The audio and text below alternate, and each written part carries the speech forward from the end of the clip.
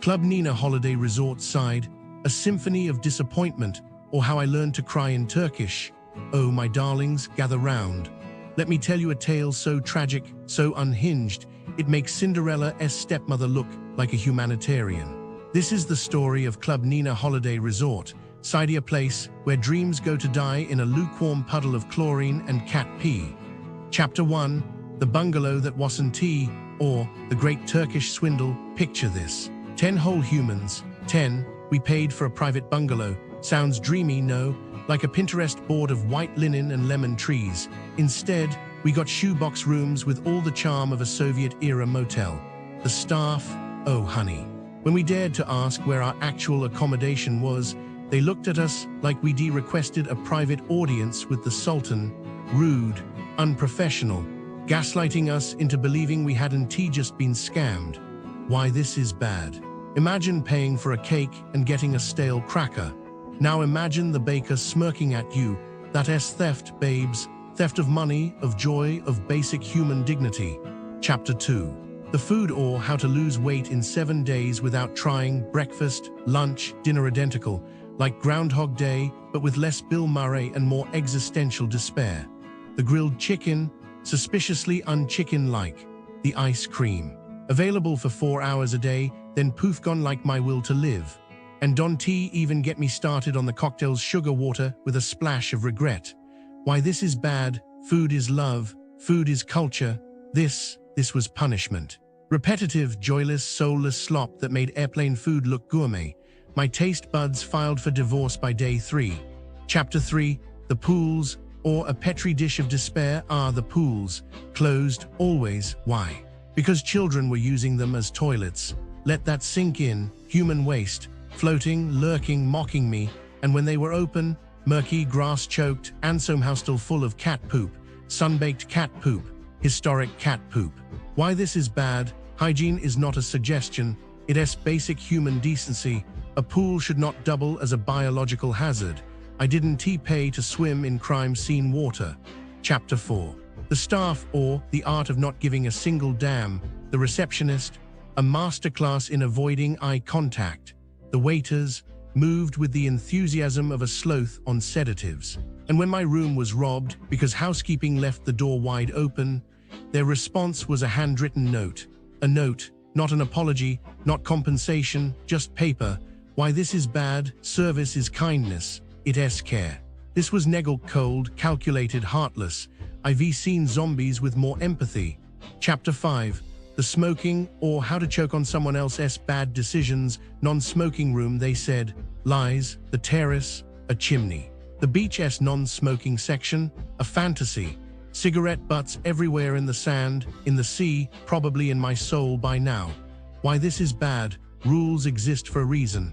If you promise smoke-free air, deliver it. Otherwise, you're just lying to my face while I inhale someone's second-hand. Okay, so I was looking into things near Club Nina Holiday Resort Side, you know. It's just depressing what happens there. Businesses around Club Nina, they ray eager, like too eager to help. So a lot of tourists get caught with the ATMs. Shops near Club Nina, they have ATMs inside, right? And people, they offer to help you, especially if you look confused. Oh, let me show you, it's easy. Next thing you know, they've seen your PIN, maybe they even switched your card super sneaky. I bet those tourists, after realizing their accounts were drained, were just sick. Probably reported it, but the money's probably long gone. The guy, he's moved on to the next tourist. Happens all the time, they know nobody will bother, it's just sad. Then there's this other thing, you know those guys who want to take your picture with a broken camera? Yeah, near Club Nina. They ask all friendly, want a photo, then they accidentally drop it. And then boom, you owe them money for a broken camera. Like seriously, who carries around a camera that fragile? Those tourists, they ray stuck, aren't they? Too embarrassed to make a huge scene, so they pay. The scammer, he pockets the cash and waits for the next person getting off the shuttle from Club Nina. I bet he's laughing. Oh, and the shoe shining, it's classic, I guess. Someone drops a brush near you, offers a free shine, and then demands like 10 times the normal price. Happens right by the entrance to the shops near Club Nina. Tourists think, oh, it's just a shoe shine, but then they're arguing with someone who's making a whole scene. They probably paid just to get rid of the person. The guy just picks up his stuff and moves on to trick someone else. This area near side, it's a bit much, isn't it? Then there's the simit trick. Someone accidentally spills Turkish bread all over you and pretends to be injured, demanding compensation. Tourists feel so bad, it's obvious it's a scam, they still pay, they don't want to deal with the hassle. You know the person probably just goes and buys even more simit with your money. I bet they feel clever. It's all just really sad, honestly, especially when you think about people saving up to visit Club Nina, and then this happens to them. The businesses surrounding Club Nina Holiday Resort side, well, let's just say they've left me feeling profoundly disappointed. It's not a vibrant tapestry of local commerce. It's more like a slightly faded, aggressively overpriced rug someone tried to sell me once. And honestly, based on what I've seen, it feels like the entire area operates on a principle of, how much can we get away with? It's a deeply unsettling realization when you're hoping for a relaxing vacation. It's a feeling akin to discovering your favorite bakery has started using pre-mixed dough. A fundamental betrayal of trust. Let's start with the mall of side. Now, malls generally represent some degree of order, a predictable layout, the comforting hum of consumerism. This one feels like a fever dream. It seems from the outside it looks like a treasure chest, but once you're inside, it just resembles a chaotic, crammed storage unit masquerading as a shopping experience. The overwhelming consensus is that it's a complete waste of time, filled to the brim with shops selling the same tired souvenirs, dried fruit that's probably older than I am, and clothing clearly designed to fall apart after one wash. It's not just the quality of goods, it's the approach. Numerous accounts detail blatant attempts to overcharge tourists, exploiting their foreignness. One person, fluent in both Turkish and English, overheard a shop owner instructing staff to maintain prices knowing the customer understood the language. It's calculating. It feels like being assessed, not as a person, but as a walking wallet. There are stories of homemade sweets that go bad within a week, and suspiciously generous scoops of hava that magically inflate the price. Sultan sweets seems to be a recurring theme in this narrative of gentle manipulation. They lure you in with kindness, promises of long-lasting treats, and then the bill. It's a classic confidence trick.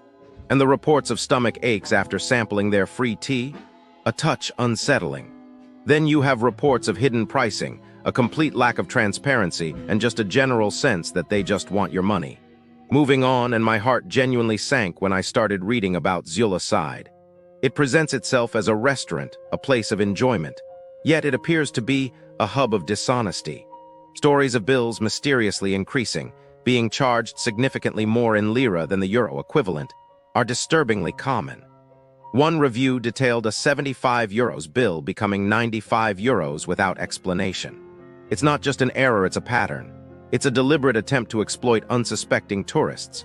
The restaurant also seems to be in a habit of conveniently forgetting the price of items, especially seafood, then presenting a shockingly high bill. The mention of hair in food, rotten avocados, and cold salmon. It's not carelessness, it feels like a disregard for basic standards. And then there's the disturbing account of a staff member violently mistreating cats on the terrace. The cruelty is deeply unsettling. The feeling is that this restaurant doesn't value its customers, its staff, or even basic decency. The feeling of dread continued with Karma Restaurant Nightclub. Now nightclubs are meant to be an escape, a place to let loose. This one sounds like a carefully constructed trap.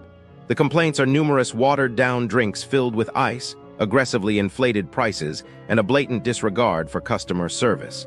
Reports of being forced to buy expensive tables, particularly if you're a single man, are alarming. The stories of threats, demands for 5-star reviews, and even the owner allegedly accessing someone's phone and posting pictures are deeply disturbing. It's not just a bad nightclub, it's a potentially dangerous one. The vibe is less fun night out and more organized extortion. They seem to be preying on people's desire for a good time, turning it into a financial nightmare. People say you need to order alcohol with a high percentage in order to sit down. They even discriminate. Then we have Olsen's Ace Hardware, a hardware store. How could a hardware store inspire such negativity? The reports of rude staff, inaccurate information, and a general sense of disinterest are disheartening. It's not a tale of grand deception, but of simple incompetence and apathy. One person drove 25 miles based on a sale price that turned out to be incorrect.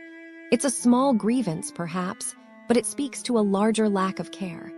I felt a deep sense of frustration when I read about this. It's the little things, isn't it? The feeling that no one is even trying. Finally, Q Beach Restaurant, restaurant, restaurant, restaurant, restaurant.